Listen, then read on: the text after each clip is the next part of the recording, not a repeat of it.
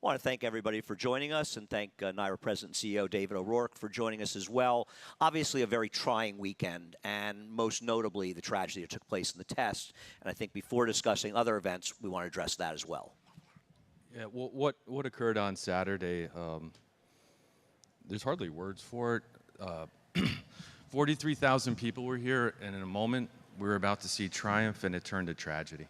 And it shook me, it shook the entire racing world. It's nothing that I've ever experienced before, and hopefully never will again.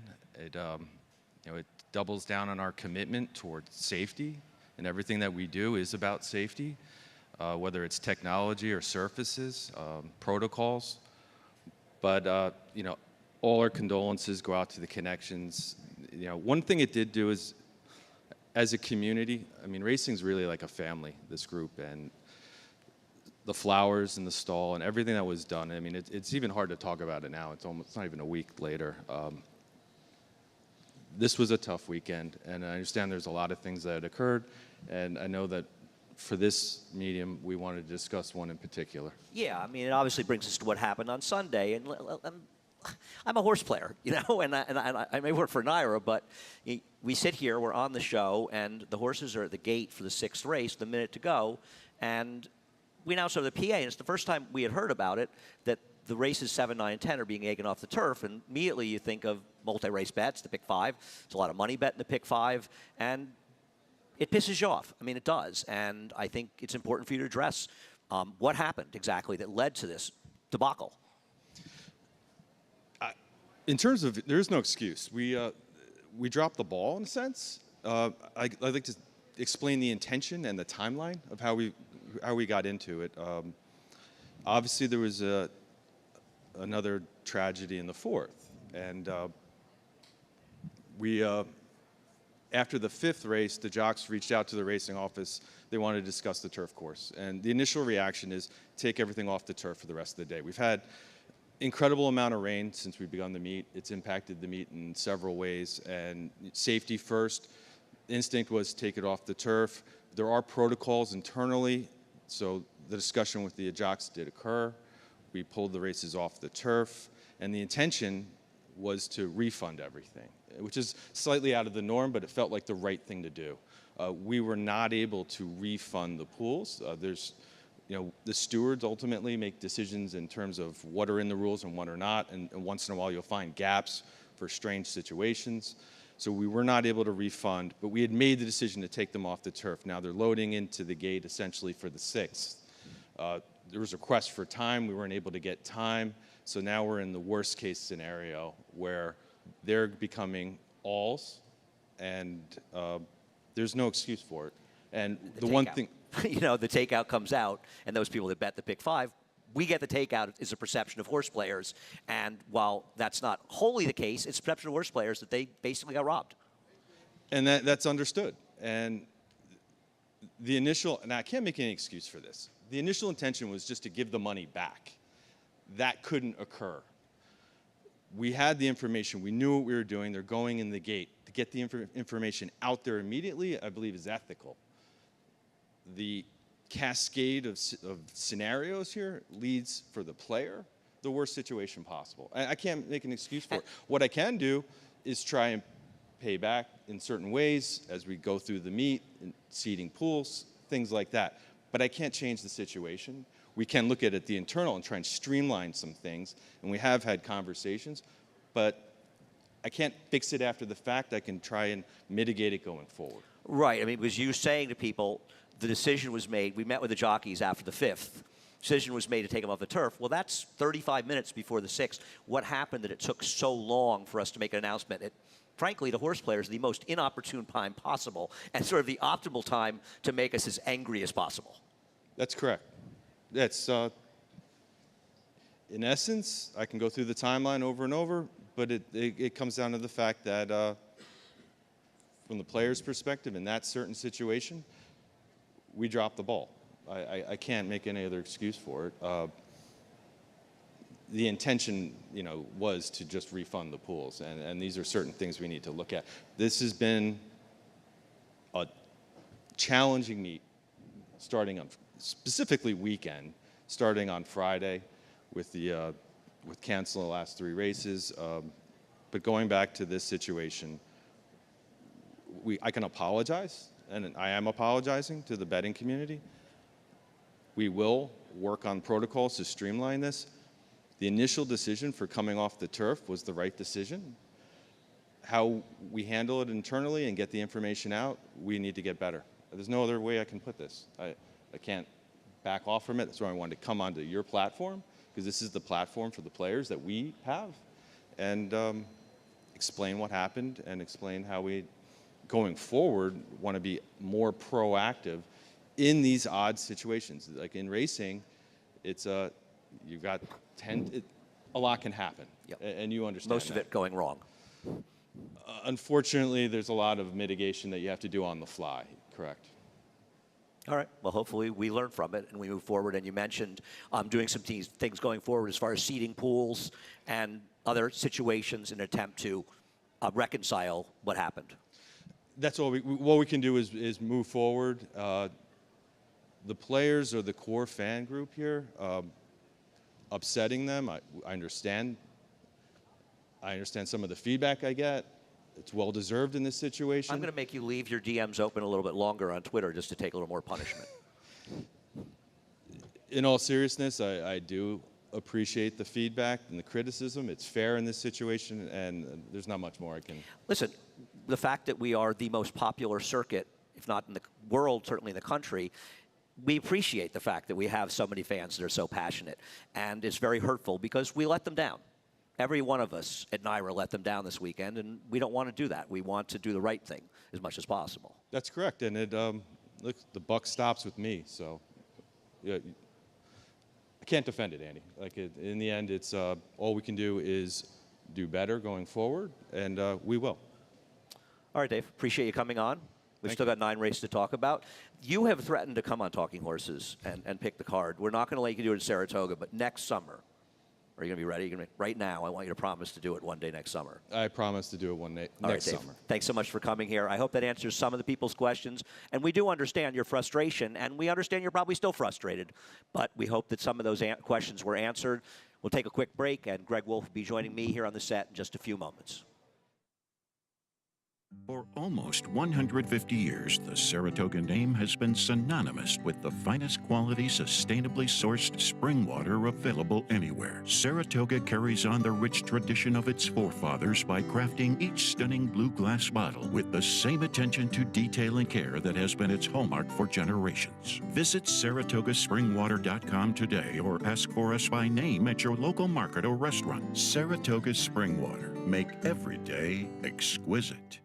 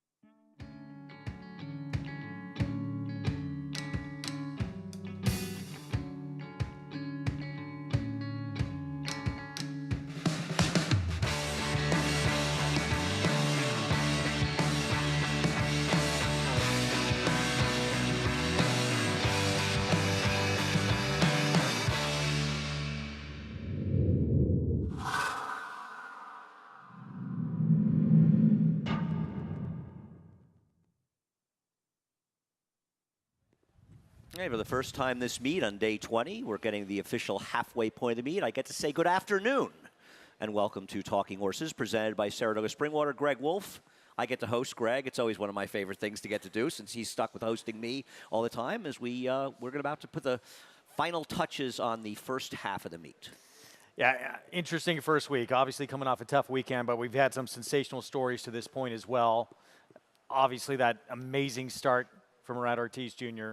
slowed down a little bit. We're seeing how things kind of change the second half of the meet, too, in terms of that big start Linda Rice had in terms of this training title. It looks like, obviously, the top three, Chad Brown, Todd Pletcher, and Linda, all in the mix going forward.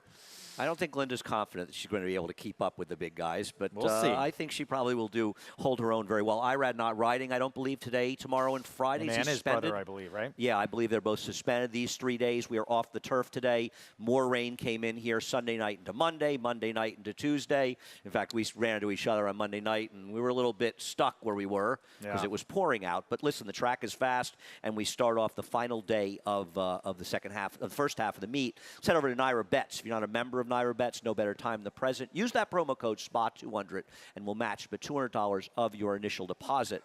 We do have the 3-pick-4s, races 3, 4, I believe, and 7 of our 10 race card.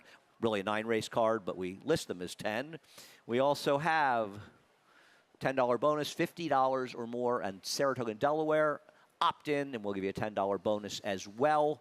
Not sure we have the slates for this weekend's contest, but do want to remind people it's a $1,000 contest for Saturday and an $80 feeder on Friday for the contest weekend. Head over to NYRA.com / oh, we have it. There we go. There's the Friday contest, an $80 buy-in feeder. It's normally $40, but this weekend's contest is $1,000. So it's an $80 buy-in. You have until 5 o'clock tomorrow, I believe. Go to NYRA.com / contest. Not sure if we have the $1,000 slate or not. Don't think we do. We have any other slates here? Are we done with Slateville? Oh, there it is. Look, you're the man. Look at that. $1,000 buy-in, BC seat, cash prizes, big contest this weekend online and on track through Naira Bets. Once again, NYRA.com / contest. You can try the feeder for $80 to get in there on Friday. The show today will be 1:30 to 6:30, races 2 through 10. The jump race has been changed. I think they've moved the Jonathan Shepard to Travers Week. Okay. And maybe this one's moved to next week, but I know that one's been moved to Travers Week. Race number 2, there are a lot of scratches, obviously, off the turfs and others. And we lost a major player here in Pillbox coming Biggest out. scratch of the day, probably? Up there. Yeah. I mean, this horse was going to be a very substantial favorite, I would think, in here. And we have both gone to Carbon, and we both scratch into a horse that, frankly, was a good second choice, but is a little bit camera shy. Yeah, I was too bad. I mean, we'll see Pillbox another day. I was looking forward to seeing this horse back on the dirt, who would have been a big favorite in the spot. So, yeah, back into Carbon. Pillbox would have been my top I pick. like the dirt race this horse ran, Pillbox, actually, even though the yeah, horse no, won I the do turf. as well. Yeah, I'm looking forward to seeing her come back. Carbon, though, just a massive drop in class for this horse in relation to this field as well. Obrigada, who she faced last time out. Horse has won 4 of her last 5, including that last race for Linda Rice. There's obviously that maiden victory on dirt you see back, but I mean, the level this one has kept of late, I don't think anyone is close. I agree. And our second choice, Harlan's Bond, and I think we could have flip-flopped a little bit because the 1A is a horse that seems to have trouble winning, just the 1 for 18 with the 8 seconds and thirds. Harlan's Bond, I think it's important people note, the last dirt race, 2 back, she appeared to be the speed on paper. And for those of you that make the foolish notion that the Ortiz brothers aren't competitive, Jose Ortiz went on a mission with a horse that didn't even have speed and sent that horse and just eliminated whatever chance Harlan's Bond had. And it's worth noting that the horse that was sent to the front in that race, who finished way back, came back to win at this meet as well against a tougher field. And I think Harlan's Bond was compromised that day by the other horse's speed. Both these donk horses are interesting, right? So that horse for David Donk, he also has the rail runner, Aaron Warrior. That one has speed, has the inside too, and with Jose Gomez, you would think he's going to go from that inside He's post. got to go. I think Harlan's Bond is faster, though, but he has to go to get position. We'll see what happens. I would use basically the 1A and 6. The morning line means nothing in this race because the heavy favorite scratched. Race number 3, the first of our off-the-turf races, and what you doing here? Oh, it's the green horses so far today. The 7 Red Burgundy stays in. Yeah, Horacio de Paz, so yeah, meant for turf, moves main track. This horse will debut. The dam actually was a minor stakes winner on the dirt at Delta. The second dam actually won her debut with a 95 buyer at Keeneland and was a winner of the Grade 2 Goldenrod. There's dirt pedigree here, and did get a pretty good grade on the most recent work. Been working pretty sharp on the dirt. Park Monceau is a horse I remember well. Mike Hushin trained. If you go through, and some might remember this, if you're used DRF formulator and you look up the dams running lines, Park Monceau was finished second, I believe, in one of the greatest meltdown races ever at Belmont, where there were, I think, like 8 horses, 7 or 8 horses, whatever it was, and I think they were going a mile, and it was a wicked contested pace, and they sort of started coming in waves, and it was literally like last was first, second to last was second, and they went, and I think Park Monceau finished second. I think she made the first move into it. So I always, whenever I see her name, I always sort of smile because I look back on that race, and it's like if you're going to do a dissertation on meltdowns, races that have fast paces where closers do well and speeds collapse, Park Monceau is in it. And yeah, even those ones that have to Collaborator, there's plenty of dirt pedigree. And Collaborator is an English channel. And Noble Mission, I know he's a Galileo, but he has had success more as a dirt sire. So I didn't mind them leaving this horse in as well. I'll say with the 3, who's probably going to be the favorite in here, right? I can't guess who's the favorite in races with form. It's Tricky Temper. Jeremiah Engelhardt, first-time starter, has some big works. That one specifically 2 back, that Bullet Gate Trail. But as good as this horse has been working, repeatedly having issues breaking out of the gate. Really? Yeah. Okay. Good to note. Thank you for that. You looked at the workout report. Play Freebird actually ran well on the turf last time, and Gary Tessa leaves one in. The dirt race was bad. I left Caller Bluff in second. I mean, Rudy Rodriguez, I think we talk about Rudy a lot early in the year at Belmont. Rudy is extremely smart with 2-year-olds in that he recognizes the early 2-year-old races. They don't usually have the very best 2-year-olds, as many know, at Belmont. And Rudy really cranks his 2-year-olds up and always seems to do well from short prices to big prices in those races.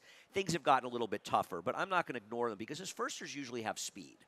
And I think that's usually an asset for Rudy. They just seem ready to go, and that's why I had that one second. Talked about it on the show, too, with Tom. And sometimes that outside post for a first-time starter, 2-year-old especially, can be difficult, breaking to open space. You might be surprised to know that I don't agree with Tom on this one.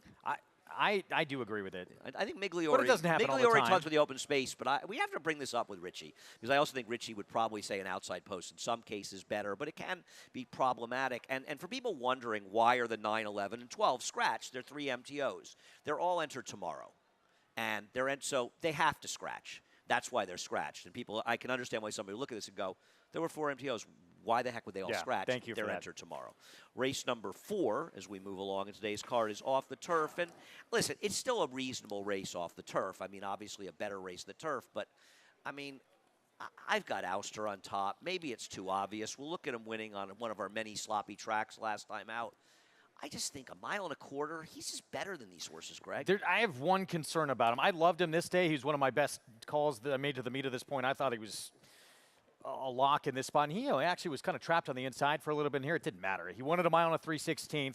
I thought any 5 of his last 6 starts would dominate this group if everybody was in here. And there's only really a true couple of horses that compete with him on dirt.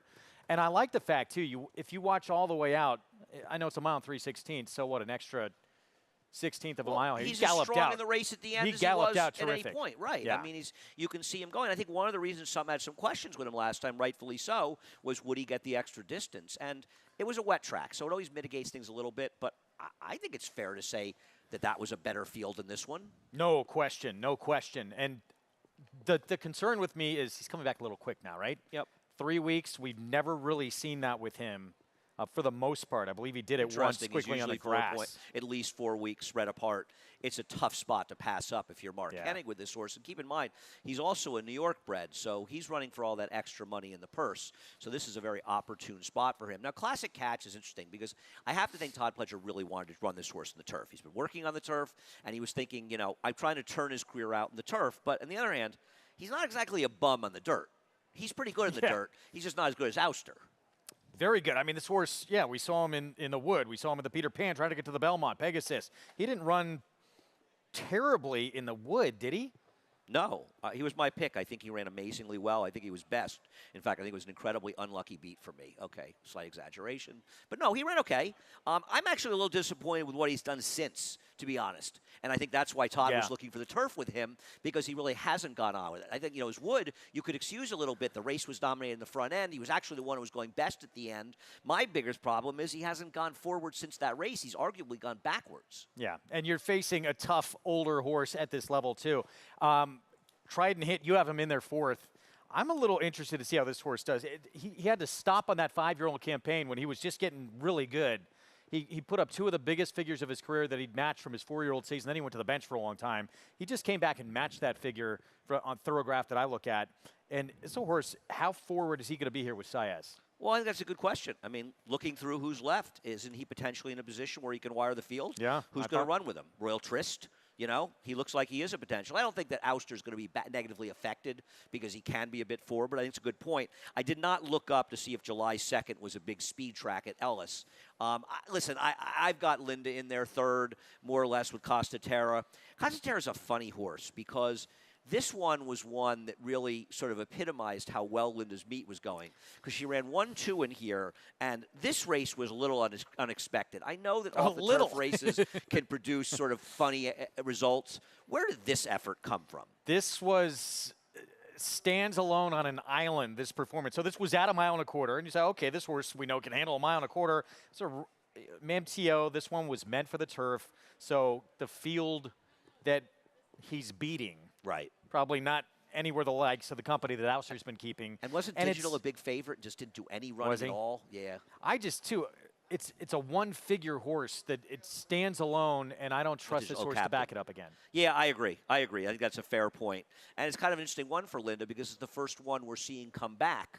Yeah. I mean, I guess you could say the one that came back was the one that was the favorite going 10 furlongs that fell apart in the stretch. Yeah. The one that had run second that she claimed from Tom Amoss. Behind Colonel Bowman, yeah. Right, exactly. So we'll see what happens here. Race number 5. This one was scheduled for the dirt race, and this is one of those races for horses that were, purchased for under 50,000 or under in race number 5. And let's talk about horses that have already started, and one of them is Zadorsky, and this is the debut. How much does it bother you that Zadorsky took this big steps back the second time?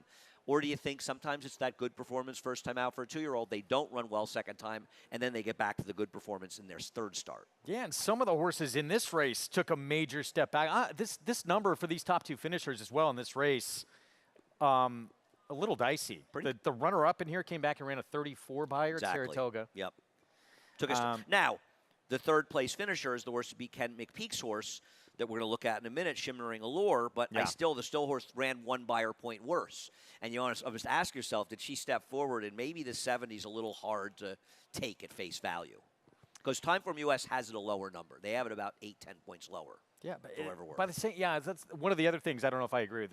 A lot of times the biggest development start number 2. I don't know if that's always the case. It's not. I mean, we talk about it with fillies a lot, right? And I think that's one of the reasons that Gary Contessa was so smart winning the Schuylerville, because they took a step back and his horse was ready, and then she ran in the Adirondack and she took a step back as well. I wouldn't condemn her off that effort. If you liked her off her Schuylerville, I wouldn't just give up on her and say, oh, it was a fluke. Now, you never know what happens, but she might run better in her next start. And here is Shimmering Allure. I don't really want Shimmering Allure. I respect Zadorsky more because she was just better than Shimmering Allure was when they met.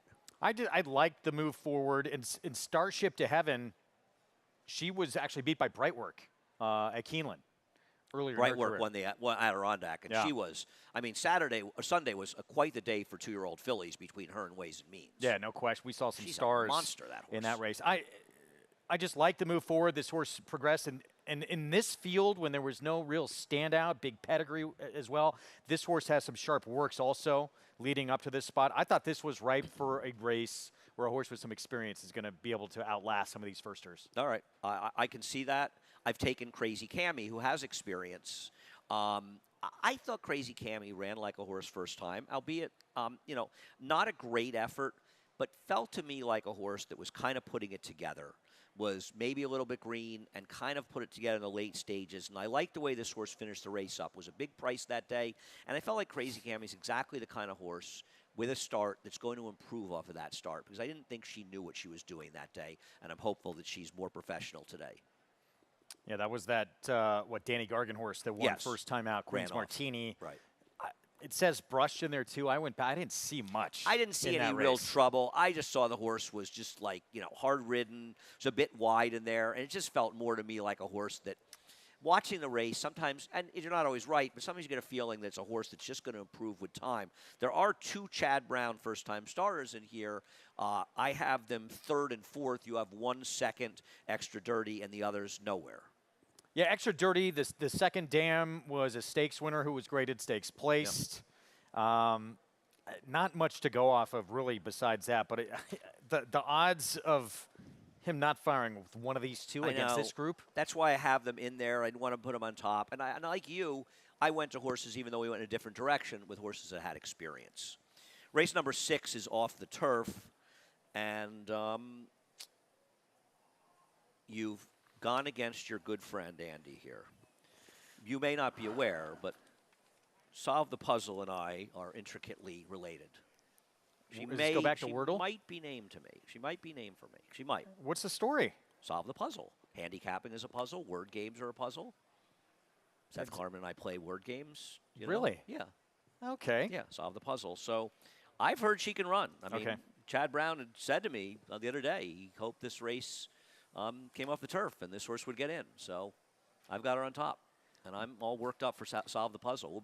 I'll be off the set. You'll be on. Yeah. But I'm excited about Solve the Puzzle. Don't make the mistake, which I did in a pick 5 once, of not turning that page. Yeah, this is the 16 horse. Yes, right. For me, yeah, with all these MTO that does get into this spot, you got to use this horse, even if you're playing multi-race protectively anyway, even if you didn't like this one. Did you have more on this one? No. Okay, I would have loved the 7 on the turf.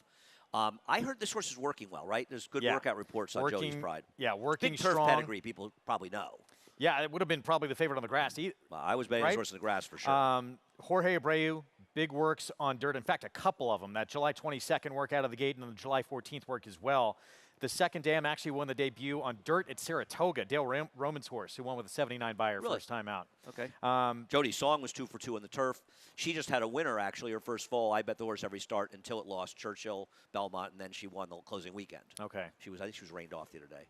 The Asmas in Philly, the 4, who you have second, apparently with a workout. pretty strong work July 30th also. We have the sales workout for Mia Marcella. You know, it's odd with Steve, and because we are so used to Steve coming up here and unveiling killer 2-year-olds.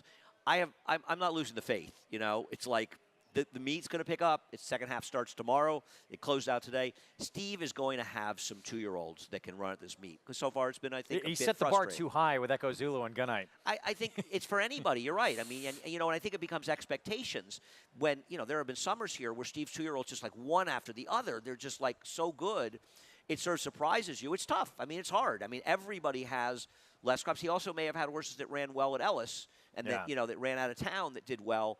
Whether or not this one is really a runner. Entering the turf, I thought it was weird, the 9 4/5, that this one was entered on the turf because there is some dirt pedigree as well. I wonder if Steve also looked and thought, there's rain coming, maybe this race will come off. No, I potentially. mean, you wonder a little bit. But anyway, don't want to ever leave those horses out. I have that horse in there as well. Race number 7, going 6.5 furlongs. This one was just completely and totally crushed by scratches. And with Asymmetric coming out and Morning Cup coming out, we'll take a look at Clubhouse breaking his maiden, and I'll show you a stat for Todd Pletcher, but it's all kind of moot at this point. This horse is going to be odds on. Is it surprising to you that it's a give up here? I mean, this horse has some talent on dirt. This horse was second at Drew's Gold. This horse was third beat a length in a maiden race to Litigate. It would come back and win the Sam F. Davis.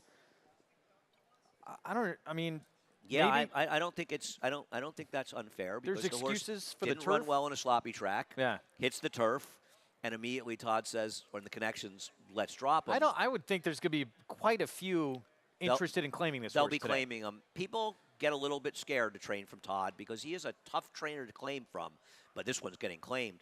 The numbers for Todd are staggering. First time for a tag in the dirt at Saratoga. I mean, almost 40%. These horses are paying $7+, and they're winning at almost 40% for Todd. That is a remarkable stat, and it just seems like when he drops, winning is one of the reasons on his mind. But I get people being a little bit concerned, and it's not the kind of horse you want to single, right? So who do you trust? Is it Tommy Gunn you want to use, who was terrible last time? Yeah. Now, maybe he needs to be more forward, and he was run off his feet in the wicked fast pace, and maybe he's going to be able – I mean, the one thing I'd say about Tommy Gunn, he could be in a position to wire this field. To me, he was the only other one you could Right. say – I mean, unless something crazy happens in here. I had tough even filling out third and fourth in here. It's I those agree. two. It's really Clubhouse, and then that horse, who's the danger on the Pressure, front end. maybe. pressure's not bad. But I agree. I think that Clubhouse is the threat. Because the other thing is, you're trying to beat the 10. You probably want to do it from in front of him, but I don't think the 10 is going to be very far from him. I agree. Tough to go any other direction. Race number 8 at 1 mile is the return of Raging Sea. And we'll show the Alcibiades. And I see you and I both have the same idea. My friend Nick Tamaro put up a tweet the other day, and I think it was that horses returning out of the Breeders' Cup Juvenile Fillies dirt race are 0 for 31 since coming Nobody's back. won coming out of that race. It's Ever. incredible. Ever. Right. Nobody has won a single race. It's unbelievable, including the winner, Yeah. who ran 3 times and I think has been retired now. Oh, Wonder I Wheel. believe I read Wonder Wheel was retired. Okay. Yeah, I mean, it's like there's a hex on that race. Well, I mean, we kind of talked about it going into that race last year. You didn't think it was the strongest group anyway. We had talked about that on the program quite a bit, and it's proving to play out that way. It's remarkable. I mean, there's nobody. I know that Phil Serpy's horse, who ran second, I think she came back with 1 or 2 races and didn't run well at all. Leave No Trace, who I was a big fan of. It's sort of remarkable. I don't think you want to ignore, though, that this horse has talent. Yeah, that's not to say this one couldn't, right? Right, but I do think it's important that people understand that that has been a very hard race to come out of and do well. She ran well in the Alcibiades regardless. I think the horse that you have on top, and I had her 5th. Are we I don't know showing what this? to do with it. We are showing it. I think one of the most amazing things about this race is she had no trouble at the start. She just completely and totally dropped out of the race. She's not even on the screen As you most can of the see. race. She's not on the screen now. This is like a Ghost Zapper performance. Literally, you could say this is like the claiming performance of Ghost Zapper and the Vosburg. I like the third horse in here, Mursal, who was a huge price and thought I was going to win for a while. This was wild. And she wins easily, too. Buries the This field. is one of, for me, just watching this was one of the most fun performances of the meet. She, you don't even see, I'm like, what happened to her? I should have not put her even fourth in the race. here just to have her in. She's because- just, for me, too, she's come back. She's put together back-to-back starts now in her 4-year-old season after a bit of refreshing where she has put up the same number both times going forward, which was an improvement anyway off what she'd done. So now I think a big step forward, but obviously she doesn't have to be that far back, right? But I don't know. Maybe she's better being that far back. Maybe. I don't really know. But Who still, knows what she's going to do? regardless, she probably wants a little bit of pace to set it up for her. I agree. I mean, John Velasquez probably doesn't know what's going to happen here after riding her last time, but that was a remarkable performance. And the thing is, see, I like the speed in here. You and I see this race obviously a bit differently, which is nice because we've been seeing every race the same. I just want Pharaoh's Heart to go to the lead. I know it was a 2-horse race, 2 races back, but I thought her second to Hot Fudge was really good 3 back, and she's the speed, and I just want Jose Lezcano to try to bottom this field out. Yeah, I mean, that was she got a very big number in that race. But, yeah, keep in mind that dirt start 2 back, it was just a 2-horse field, which, Excuse me, sir. Could you not speak while we're on the air? Here, could you keep it down? Thank you. as you said, too, I mean, even the start before that, they wanted your autograph, I think. Nobody wants my autograph. Yeah, this horse is You do. definitely in the mix. Yeah. And who goes forward with this horse? Fancy Azteca could, I guess right? she could. You've got her second. Man, she is. I know she was claimed by Rick Dutrow, and Rick had the big win in the Whitney. On his birthday. But she's got to really improve, doesn't she? Oh, big time. She did. I'll say this though. Another one that was freshened a little bit, and she did get a big figure from that race, bigger She than ran what big. what She ran Pharaoh's big. Heart. Yeah. Had Coppa received. Girl is going to take a lot of money in here for Brad Cox. You and I have her in there as a fringe player. I don't know, man. I didn't think it was a huge speed track last time, though she was on the pace. I don't know. Brad's numbers are good coming off of maiden wins, though he is just 1 for 8 in Saratoga. I don't know. I thought how good she is. had to move forward Yeah, me too. significantly against a couple of horses, and Pharaoh's Heart, one of them.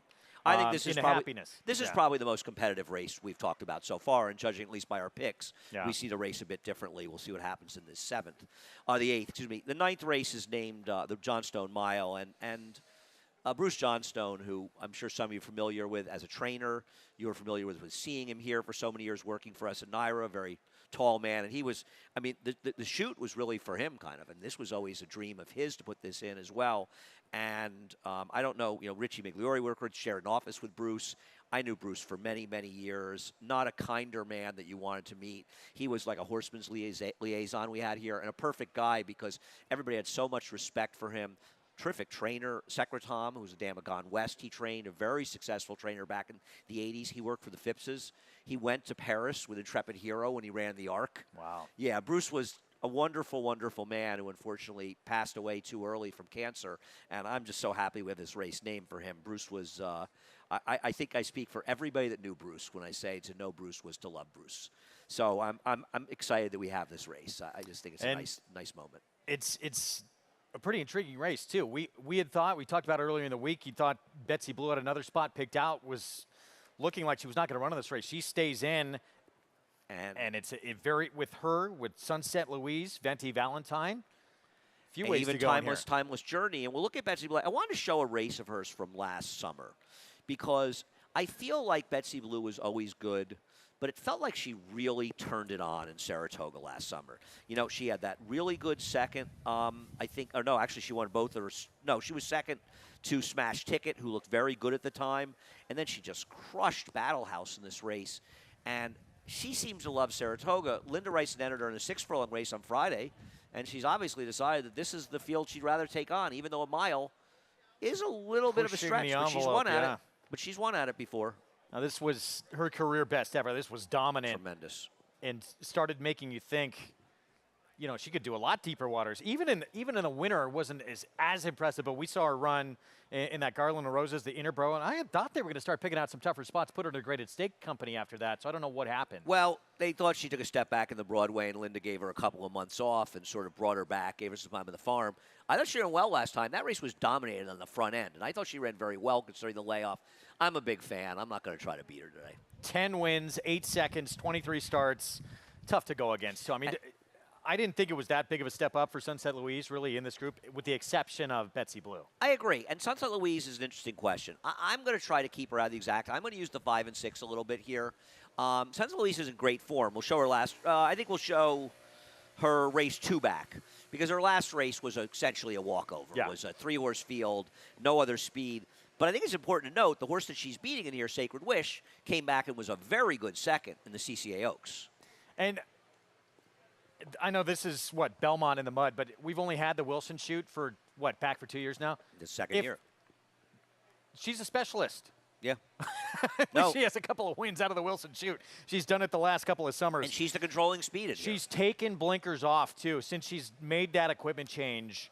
And I think that's part of it, too. Her trainer, Bruce Levine, said she was kind of wild when she was a younger horse. She threw a couple of riders, one going into the gate. She actually stayed in that race, but another one where she had to scratch. She's calmed down and matured a little bit, and she's just really good at this mile distance. What do we do with Venti Valentine, who to me is an incredibly frustrating horse because somewhere in there is a horse that can beat this field, and a mile distance is perfect for her, but she's so erratic, it's just hard to trust her. I think you and I were on and thought we were going to see that big performance in the Gazelle, and we were just left wondering what happened because she ran so good in the Busher. Yeah, tremendous. And it looked like she was going to be this breakout She looked like she was a star. legitimate Kentucky Oaks horse. Yeah.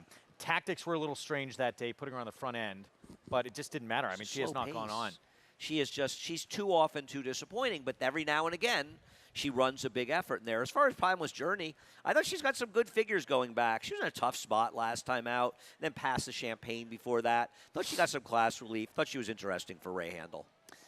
Betsy Blue, though, how short do you think she's going to be? David's got her the second choice to Sunset Louise, so Wow. I think that's an interesting morning line. And I think it'll be interesting because Sunset Louise has a pace advantage, and she's got 3 straight wins. Yeah. So I think it'll be interesting to see which one of these actually is favored. And it's a good matchup, the Johnstone Mile, and once again for our friend, the late, great Bruce Johnstone. Race number 10 off the turf today. I thought Squid Gamer was an absolute mortal lock in this race. He's not going to play. Okay. And we're both left with the same horse, Union Trail. And it's funny, I wanted to bet Union Trail on the turf. I actually was watching the replay of this race with Barclay Tagg and Robin Smullen, and they were just so frustrated last time because they believe in this horse. And he just didn't run well in the slop at all, maybe getting back to a fast track and a softer spot. He can get it done. Yeah, that's it. I mean, there's a couple excuses. Gets back to a fast track, and that first start on a fast track, it was the debut of Colstrom. I actually thought that race was pretty good. He runs that race, this field's in a lot of trouble. Arthur's Ride would win that race. That was a mod horse who, Very good who mod was second horse. to Instant Coffee, who was on the Derby Trail Up for here, Brad yeah. Cox for a while. He had a couple of tough seconds. Then he ran a big figure for Bill, and I think he's on the shelf. Yeah, beat Krupe.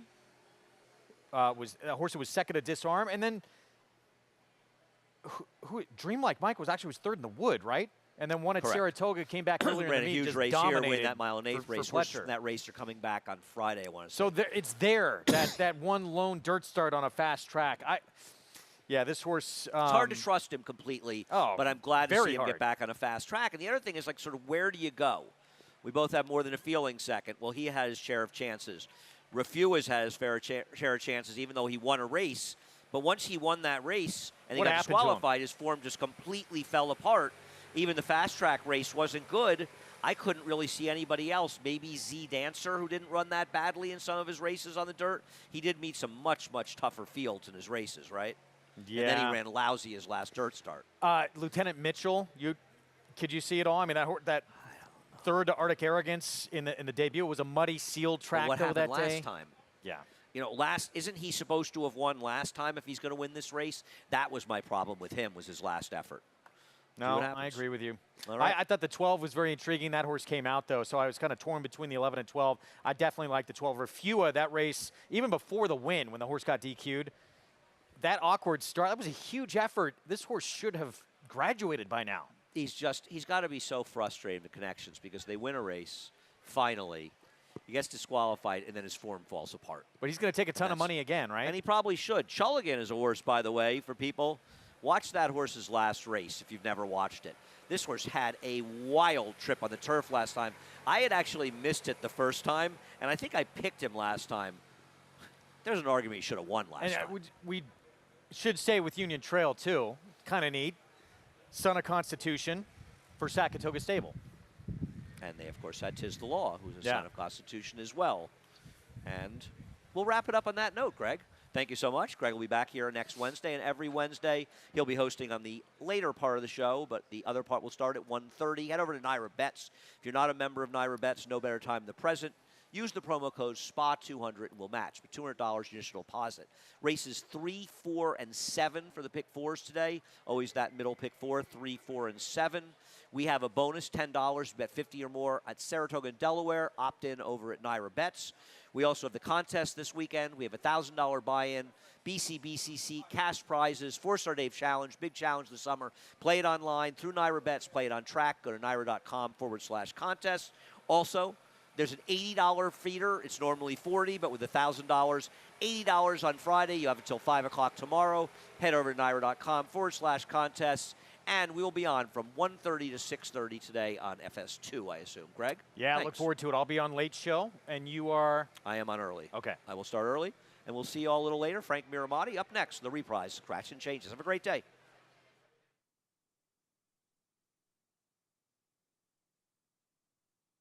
For almost 150 years, the Saratoga name has been synonymous with the finest quality, sustainably sourced spring water available anywhere. Saratoga carries on the rich tradition of its forefathers by crafting each stunning blue glass bottle with the same attention to detail and care that has been its hallmark for generations. Visit SaratogaSpringwater.com today or ask for us by name at your local market or restaurant. Saratoga Spring Water. Make every day exquisite.